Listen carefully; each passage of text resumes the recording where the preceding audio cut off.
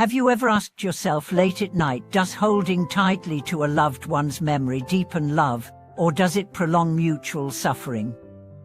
Have you ever wondered whether true filial devotion means keeping someone physically close, or guiding them toward seeing a brighter horizon beyond you? Welcome back to the channel, friends. I'm here again to explore with you one of the most intricate and tender lessons life offers us, the intersection of love, release, and walking the same path. Today's story begins not with a philosophical quote, but with a real reunion after 36 years apart. At the heart of it lies one sentence, simple yet powerful enough to dissolve a lifetime of emotional knots. This episode stands on two main pillars. First, the highest form of family love is not possession but guidance, transforming "I miss you" into "I wish for you to walk peacefully toward a brighter place." When that shift happens, the heat of longing naturally cools into steady warmth. Second, filial devotion is not a set of words, but a sustained way of living. When we embody a life of clarity, integrity, and compassion, our parents are truly invited in, rather than pulled in against their will. The story begins on a train bound for Hong Kong. On that day, an elderly mother, her hair white, stepped off and was greeted by a gathering of devotees who led her to a lecture hall. Her son was on stage giving a Dharma talk. She sat quietly, listening without interrupting. Only after the talk concluded did the son step down, hands together in respect, walking toward his mother. 36 years apart, two breaths meeting again under the same light. Her words were what you might expect from a mother after decades apart. Son, I think of you every day." But his reply was unexpected, gentle yet firm. "Don't think of me, think of Amitabha."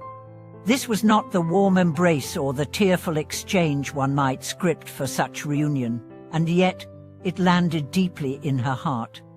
Why? Because on the path toward death, loved ones no longer recognize each other in the usual way.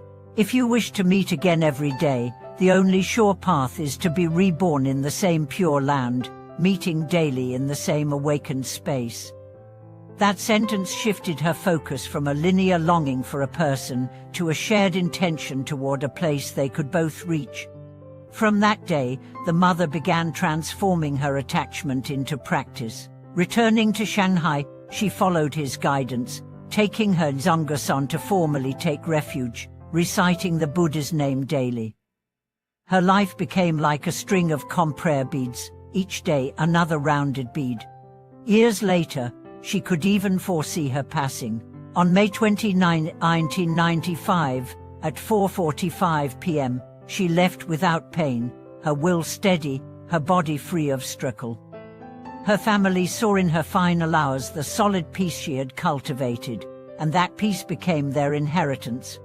If human love has a difficult task, it is to transform holding on tightly into a lifting up steadily, and this mother accomplished it, changing "I miss you" from an ache that binds into a vow that frees.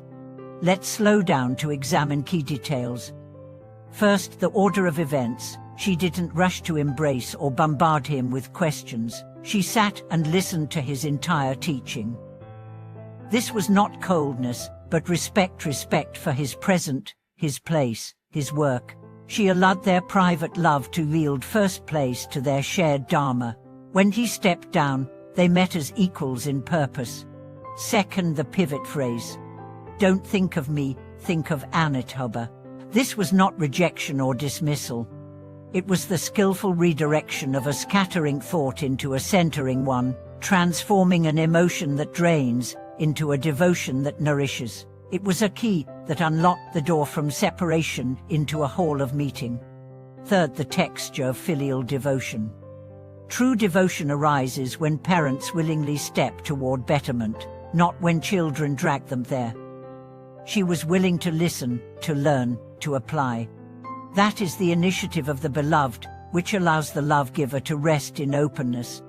But what if the family doesn't agree with your path? The teaching gives clear guidance.